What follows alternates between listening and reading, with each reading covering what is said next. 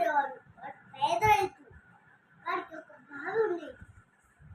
అప్పుడు వాడు ఒకరోజు ఇంకో ఇంకో వ్యక్తి అడిగి వాడు బావి వాడు ఇచ్చాడు.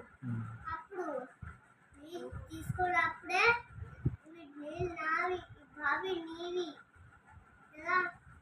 అప్పుడే వాడు వెళ్ళిపోయాడు. అప్పుడు వాళ్ళ ఇంటికి ఒక సాధు వచ్చాడు. అప్పుడు సాధుకి అంతా చెప్పాడు. అప్పుడు వెంటనే వాడు అప్పుడు వాడు ఇంకో ఆ సాధు ఇది నా బాబు ఇంకో వ్యక్తి